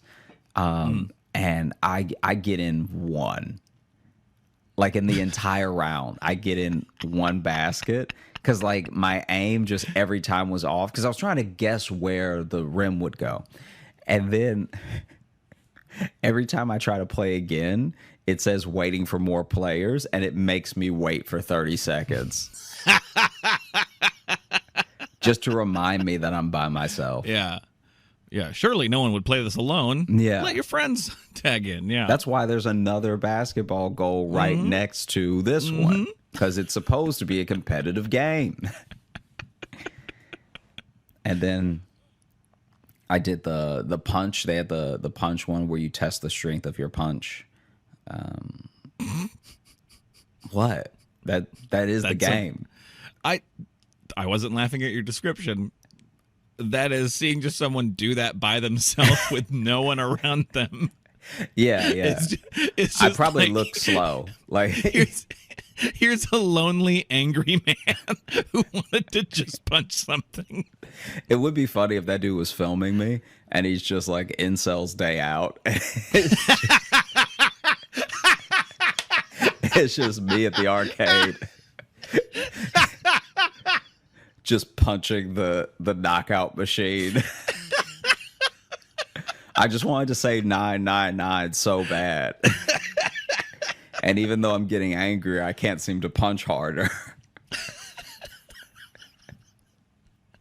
Ooh, it's going to be hard not to title this one Incel Stay Out.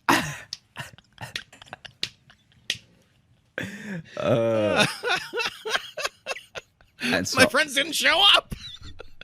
I'm like cranking it too. First of all, I play it.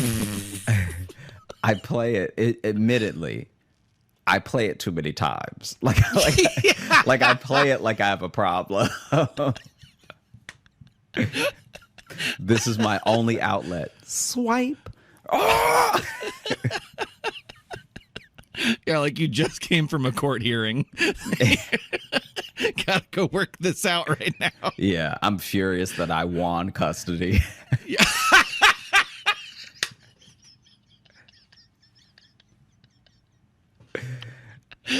Yeah, like the kids in the car. Kids in the car. Bump. How do I keep still getting like halfway? I'm so mad. I should be knocking this thing through the roof. So, Oh man. I play it way too many times. And then there's air hockey, and I had a moment of silence for how I would have dusted your ass if you had been there. And Yeah, I mean, when you're by yourself, you can really have fantasies like that. because you wouldn't have to face reality. Kid, let me tell you, all right? I would have sunned you, okay? I would have beat you so bad that I would have had to buy you the baseball cap with the fan on top. All right? You would have played that punch machine way more times to work out the frustration from getting your ass ruined. No. You, yourself, you, sir, Logan, the individual in front of me, you, yes, you. Me, sure. Would Me, have the guy been who's really good at air hockey. screaming with how much you would have been losing. Well, I always scream when I'm victorious. Like, put my Losing. hands up. Losing. I'm not familiar with that term because it doesn't happen when I'm around you. That's very cute, but we both know that you would have been destroyed. Anyway. Okay. I'm just saying you were lucky you were by yourself. Anyway. I know you were I know you're sounding sad, but you were very lucky to be alone in this situation. Otherwise, I would have ruined your day. Continue.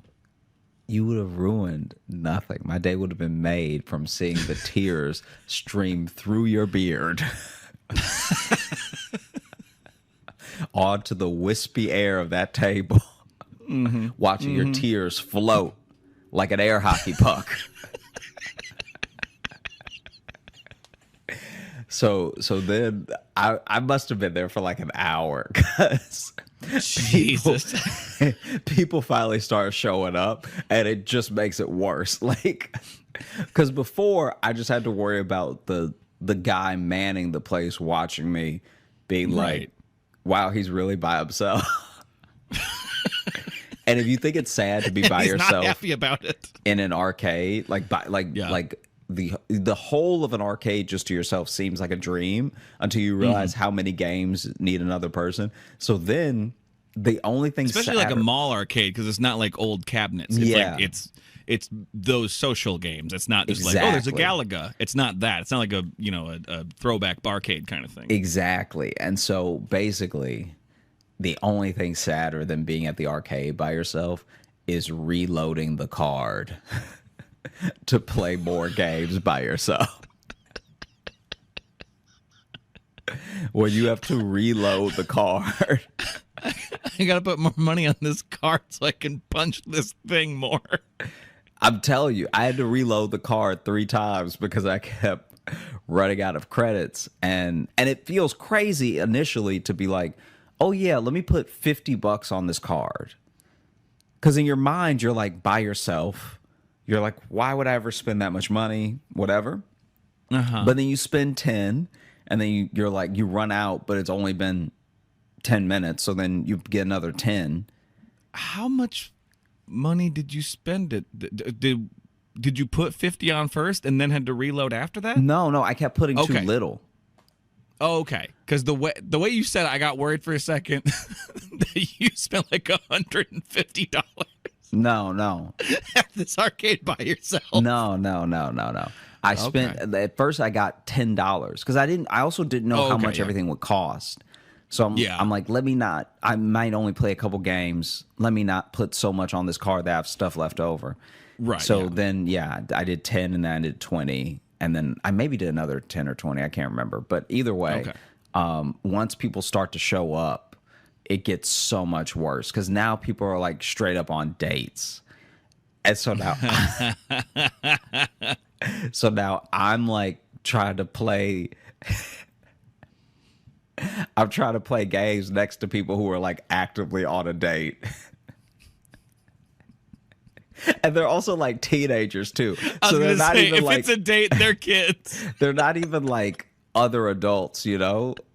And so it's just me trying to hit clowns with a ball.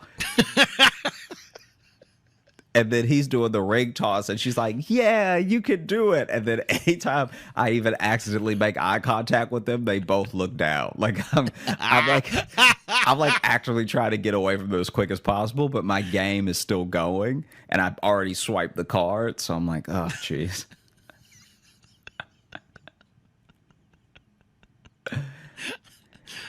And it's also not a big arcade. This arcade is like 2 rooms. So then there's like so everyone sees you at all times. Yeah, everyone sees you the whole time. And so then I got on this motorcycle one where they don't explain the game at all. So I'm on the motorcycle and they have the throttle, but they didn't what's the thing that you grip that's like, so you have both handles, one has a throttle, and then there's a little thing that you clutch. Is it the clutch? There's like the brake one. The brake, okay, yeah. One of the other, there's usually like a little clutch, like switch or whatever, but it's not like the handlebar. I think. I don't know motorcycles that well. Don't leave a comment. I don't care. I played the entire thing without using the brakes once, so I kept crashing because I didn't. I would throttle less, but that's not the same as braking. So then I was just crashing horribly, and I'm swinging because it was one of the ones you can lean with, and so I'm like swinging and crashing into stuff, and I'm getting really frustrated. And then there's just like a group of kids behind me because they're waiting to play it together.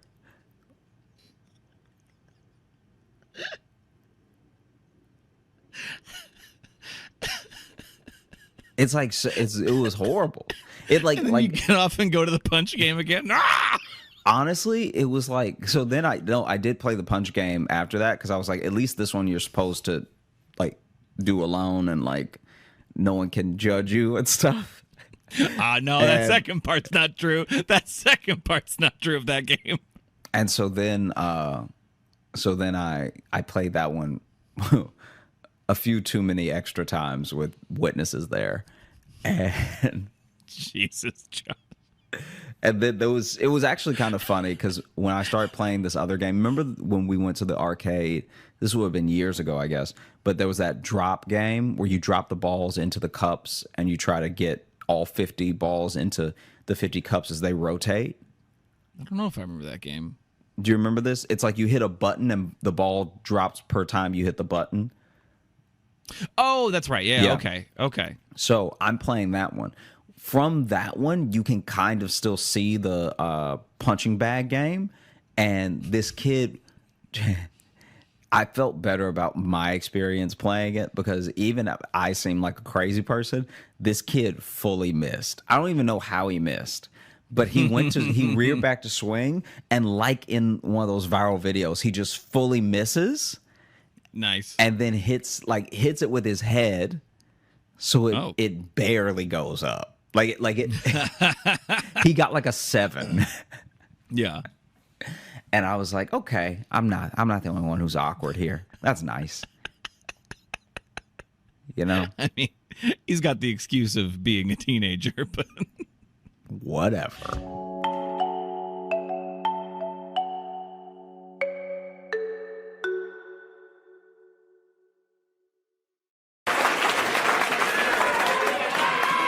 Oh, thank you. That's very kind. Now I hope I can back it up. Oh Lord. Nice. Uh-oh. No, this is the thing.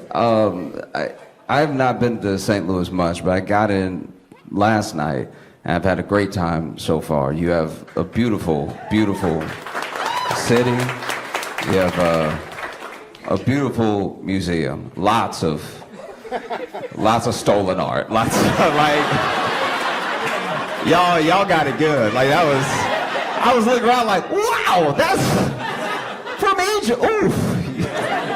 And he really in there too. That's crazy. Oh, I had some great pancakes. You know, this has been wonderful, and the people here are incredibly sweet, incredibly nice. Yeah, this is like. But y'all have some.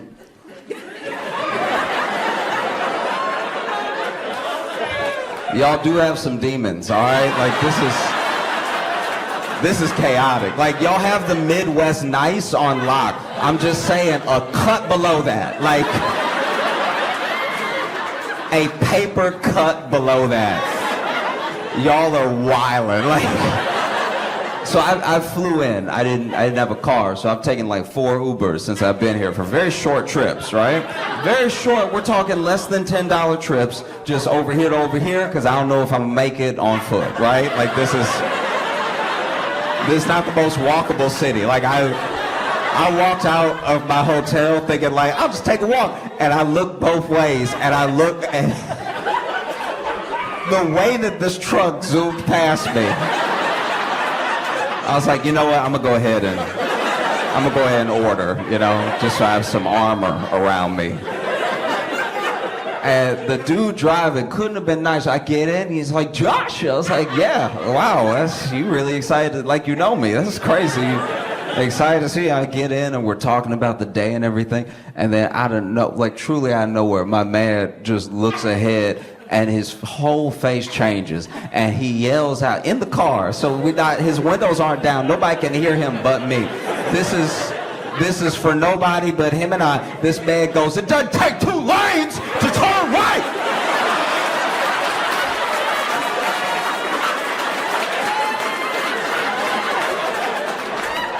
And I don't know if this is how everybody is driving. I don't know if this is like the 4th time this has happened today. But the way he snapped, I thought he was going to get out of the car. And not like stop the car and get the other guy to stop and get out and fight. I mean Mission Impossible, leave me behind. Get out of the window while the wheel is still turning. This has been, oh wow. Like y'all really have some people out here where I'm like, okay, all right. That's a real New Yorker, you just don't know it. Like you've been raised here, so then you're like, no, let's be polite, make eye contact and everything. But then the way that there was a guy. Okay, so it wasn't even like y'all don't have the busiest walkways. Okay, so there's only I was walking today. Everybody else was in a vehicle, and so I saw these 2 guys. I can't remember the name of the grocery store now, but like I was in the grocery store and these 2 guys bumped into each other and they both like over apologized, right? They both bumped in and he was, I'm sorry, and the other guy was like, I'm so sorry, brother. I wasn't even paying attention to you. And he's like, well, what's on your mind, buddy?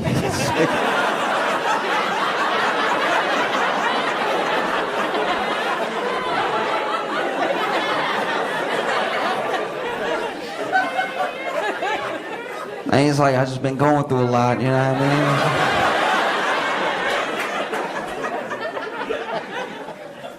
mean? Other man was like, well,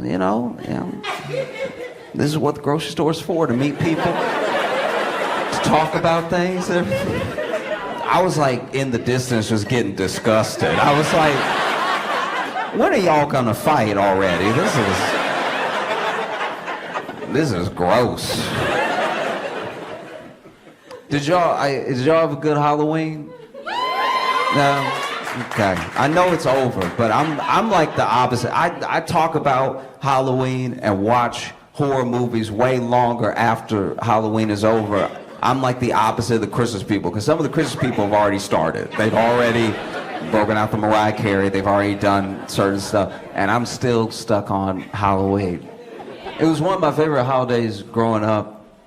And my grandma would sometimes take me trick-or-treating. And my grandma was one of my favorite people. And I remember it was one year she took me, I think I dressed up as Superman or something, and she had me, and she loved to take me places. This is one of my core memories, right? My grandma sees me in my little Superman outfit, and she's like, you go, Superman. And then I did a little cape thing. I was like,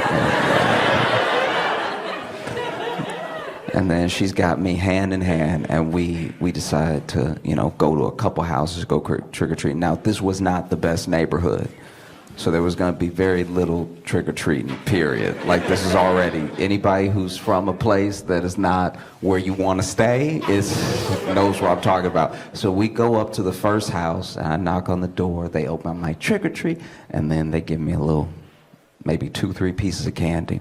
And then in the distance, we hear some gunshots.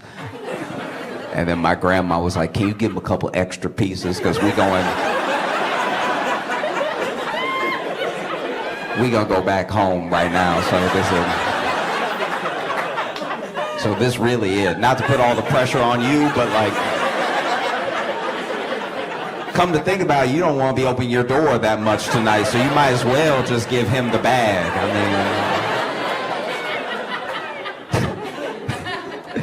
And so we went back to my grandma's house, and I'm sitting there, and like part of the joy trick-or-treat isn't just getting the candy. It's like going places, having the adults be like, oh, Superman, I had no idea, or whatever. Just it's the whole experience. And so the fact that I wasn't gonna get to do it, I was bummed out. I was like 8. I was just bummed out, right? And so after maybe 10 minutes passed, I turned to my grandma.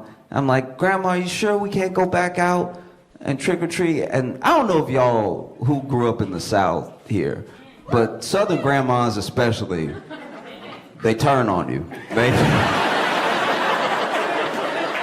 very, very sweet people, but as soon as you like cross, they just turn, right?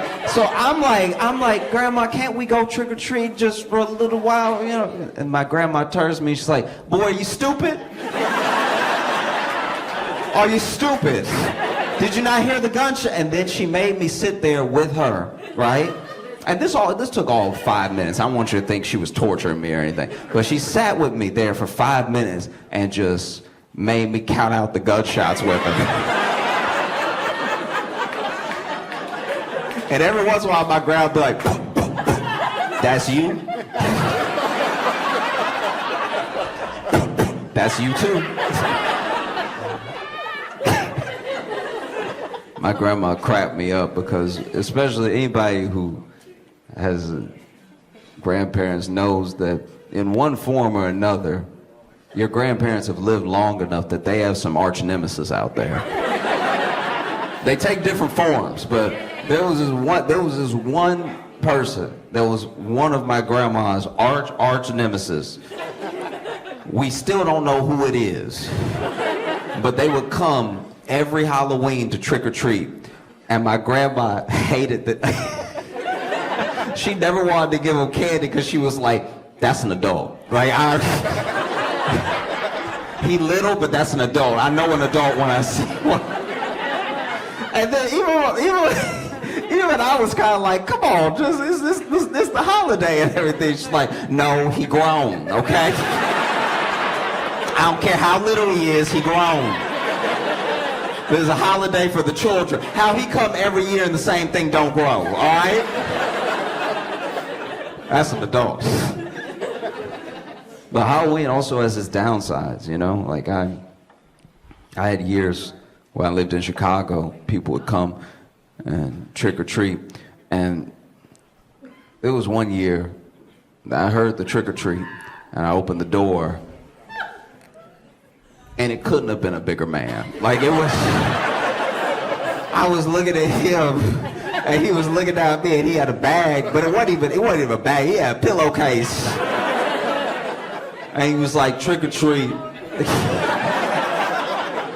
And like, I'm not even kidding, the dude, okay, so open door, the pillowcase is out, right? Like, trick or treat. And then we stared at each other, and after a while, he was just like, and I'm trying to look behind him for a kid or something. I'm like, oh, do you have any kids? He's like, nah, it's just me, dog. You know what I mean? He looked like he robbed the candy, you know what I mean? Like, and now I got my door all open, my apartment exposed. You know, and so I was like, oh, you know, try to make conversation while I fiddle for these mini-sized Snickers. Like, you know how when okay, let's say you are in a parking lot and there's somebody chasing you like Freddy Krueger style, and you try to get the keys and the keys won't be keys. See what I'm talking about? Where you like struggling, you're like, come on now, come on. It's not even about the key, getting the key in the keyhole. It's about getting the keys in your hands, like getting some purchase on the keys. Like you're like, come on, come on. It was like that with the Snickers. None of the Snickers wanted to stay in my hand. I think I had sweat so much from how big this man was that all the Snickers are slipping. So I'm just in my little like, in the Snickers bag, trying to get a handful, and they just keep slipping through my fingers like they ain't all melted or something. And I'm trying to make conversation like, what? So what are you supposed to be? And he was, this is the coldest shit I've ever heard in my life. He was really terrified. He looked at me, he was like, what am I supposed to be? I'm trick-or-treating. I was like, oh God, oh, take the bag, take the bag. Take the whole bag. Oh my God. I've never heard trick-or-treat used as what, this is what I'm going as. Truly jarring. I don't know if y'all saw, but Sam Bankman-Fried was found guilty on all charges. If you don't know who Sam Bankman-Fried is, he's the dude who looked like somebody microwave Shia LaBeouf. He was behind a multi-billion-dollar crypto scandal, and took a lot of people's money. Had a lot of powerful friends, so he could take a lot of people's money. He was found guilty, and he made a serious mistake. He stole money from rich people. Well, when you think about it, it's really all he did wrong. If you steal from the poor, you're gonna be pretty good off. Like, I don't know.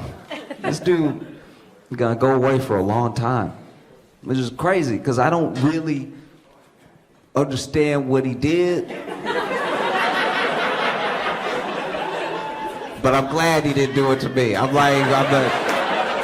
You ever just, because I never got into crypto because I didn't understand it, so you ever just be so dumb you miss a whole tragedy? Because I saw the whole thing coming. I was having FOMO and everything, and then everybody started losing their money. I was like,